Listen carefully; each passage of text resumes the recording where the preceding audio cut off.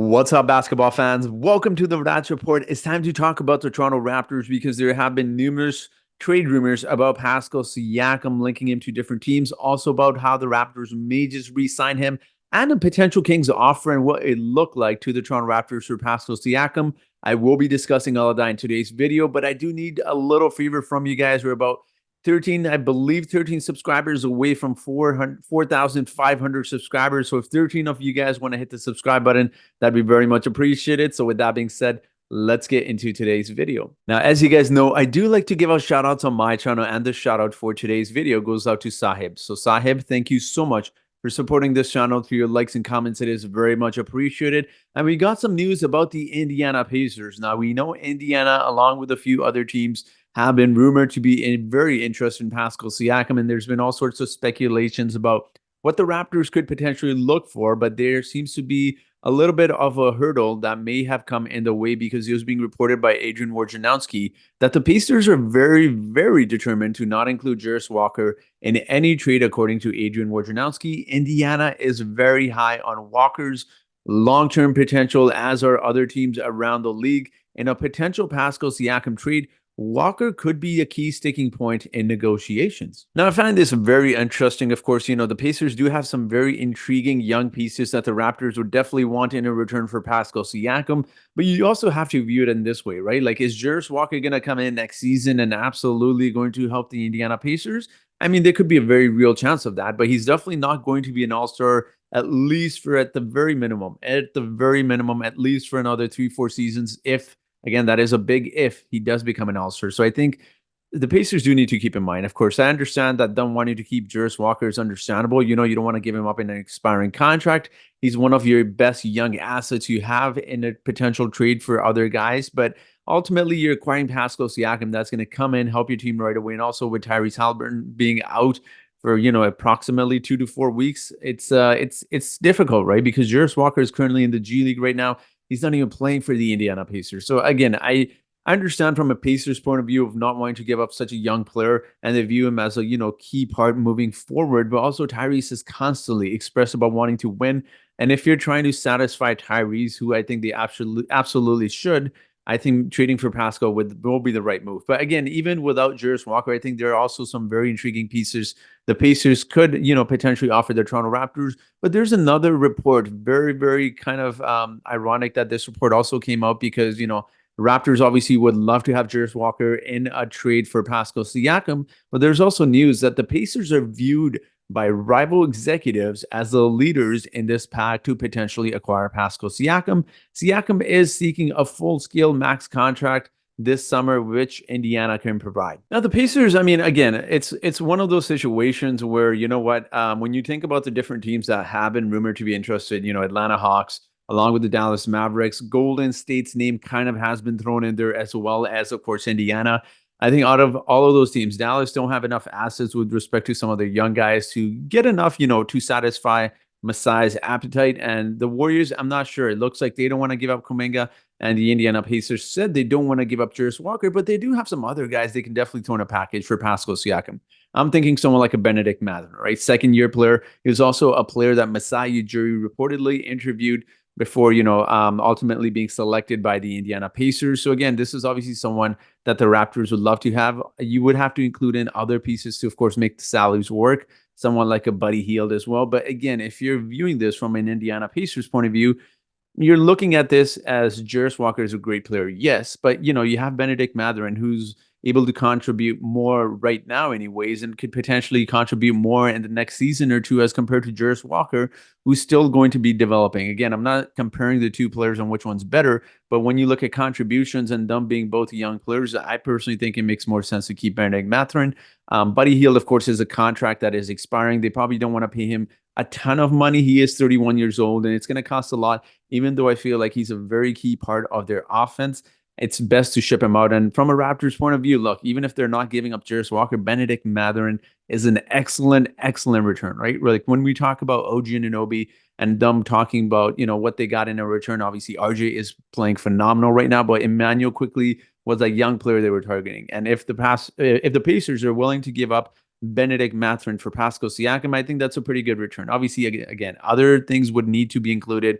for the Raptors to be satisfied with that deal. But it'll be very interesting to see where this goes. But there's also some other very interesting news that came out regarding Pascal Siakam as well. Now, it is also being reported Pascal Siakam is seeking a full term max contract and doesn't view Sacramento as a good long-term fit. Siakam is seeking a full-term max salary deal no matter where he ultimately lands. And while Siakam has not asked for a trade, the sources say he doesn't view the Kings as a good long-term fit if the Raptors choose to move him. Now, I find this very intriguing because, obviously the Kings really seem to value Pascal, but obviously not to the point we may think, which I'll get to in just a moment. But in terms of the fit there, it does seem like an odd fit, right? Like I know De'Aaron Fox is shooting threes this season, but DeMontis doesn't shoot a lot of threes. Pascal, although he's shooting a lot better recently, isn't a strong three-point shooter. So it really makes you question how that's going to fit long-term as well.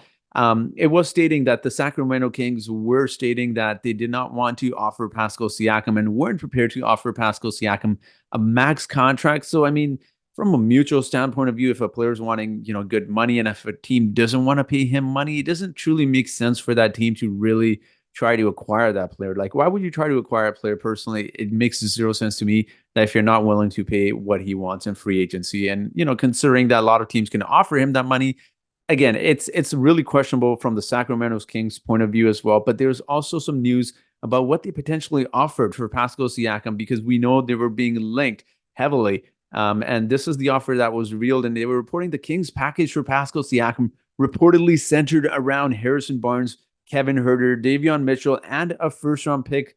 I had heard that the Sacramento talks for Pascal Siakam centered primarily around Harrison Barnes, Kevin Huerter, Davion Mitchell, and a first-round pick or so of potential draft pick compensation of a first-round variety for Siakam in those talks. I did find this quite interesting because, obviously we heard those rumors about it. And I mean, this was something that most fans kind of have predicted. Harrison Barnes, Kevin Huerter are those two big contracts that you'd have to include for salary purposes. Davion Mitchell is, 25 years old at this point, and let's be honest, he has not done very much to even, say that he's a good young player. I mean, he's past the point of really where you could say, this is a young player that you're acquiring because he's kind of hitting that midpoint of his NBA career where he's been in the NBA for a few seasons, but he just has not displayed it. Despite the Sacramento Kings getting rid of someone like a Tyrese Haliburton, he has not really provided much in backing up De'Aaron Fox. So again, it's kind of disappointing in that. But just that offer, look, I know for most teams, if you're trading an expiring contract, or if you're acquiring, expiring contract like Pascal Siakam, giving up a first-round pick is a lot, plus some of the other players as well. But Harrison Barnes, at this point of his career, is viewed as a negative asset. I don't like that contract at all. So, I mean, it's a decent offer, not a great one. But let's be honest, the Pascal Siakam trade rumors were never going to happen to the Kings without Keegan Murray. And there's no way that Masai would have accepted that anyways, even if the Kings really want Pascal and were willing to re-sign him, and even if Pascal wanted to go there as well. So very interesting. I quickly do want to highlight part of the article, which was talking about how Pascal Siakam could potentially return to the Toronto Raptors. Or not return, but extend with the Toronto Raptors. And the article pretty much went on to state it remains possible that the Raptors and Siakam will agree on an extension, especially if the trade market, is underwhelming enough that Toronto's president Masai Ujiri decides to hold on to him past the trade deadline. But either way, Siakam is seeking a full-term max salary deal no matter where he ultimately lands. And while Siakam has not asked for a trade, the sources say he doesn't view the Kings as a good long-term fit if the Raptors choose to move him. Now, again, it's one of those situations where, if I'm the Toronto Raptors, I know it's a very small sample. When you look at the offense, the way he has looked ever since the Raptors have traded OG and Anunoby, they're, I believe, top 3 in the NBA, top 4 in the NBA in offensive production, and that's saying a lot. For a team that has struggled with floor spacing, for a team that has really struggled in producing points, not in this season, but even last season. So ultimately, I think the Raptors should get him. I don't see many teams giving up what the Raptors would definitely want in terms of, young players and assets and fillers and maybe draft compensation as well. But we'll see what happens. I think that ultimately the Raptors will bring him back. But let's talk about our last rumor here that was being suggested, and I found this one quite amusing. Now, this one was saying that Pascal Siakam and DeJounte Murray might be a swap there. That definitely could happen. I wouldn't be surprised if that deal started to resurface again, being reported by Chris Haynes. I don't see this happening. I really don't. Especially after acquiring Emmanuel quickly. He got him at the point guard position. DeJounte Murray is also 27 years old, although he's on a pretty decent contract for his production. I just don't see it. Like, I know a lot of teams around the NBA have been, or at least the Atlanta Hawks have been trying to do this 2 point guard lineup thing. It doesn't work. It doesn't work. Point guards, at least one of them really needs the ball in their hands to be productive. And that's why I think ultimately it's not hasn't been working out for Trae Young and DeJounte Murray. Both of them need the ball in their hands. And it's really hard to share the ball like this. And if the Raptors do acquire DeJounte Murray, you do need to include more salary there as well. So again, it complicates things a little bit more. I mean, it's not a bad package for Pascal Siakam. Don't get me wrong. I'm not saying it's bad by any means. It's a decent package. And you could even argue DeJounte Murray could play the shooting guard position there. You could slide RJ Barrett up to the 3. And DeJounte Murray's, although his defense has definitely slipped, he can still play defense at times.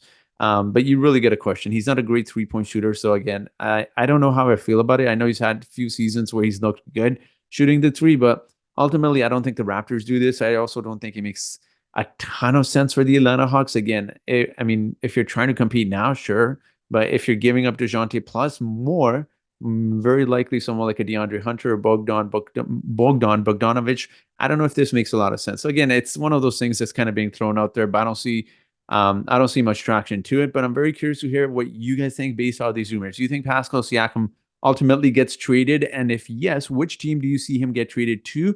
And if you don't think he's going to get traded, let me know what you think the Raptors are willing to pay him up to. You know, what kind of money will the Raptors throw at Pascal Siakam? So let me know your thoughts in the comment section below. And as always, I do have a trivia question for you today. And the trivia question for today is, which team leads the NBA in free throw attempts per game, especially after what happened yesterday? Is it A, the 76ers? Is it B, the Bucks? Is it C, Lakers? Or is it D, the Suns? So whoever answers this trivia question correctly first in the comment section gets a shout out in my next video. So that will be it for today's video, guys. Thank you so much for watching this video, and I hope you guys have yourselves a great day.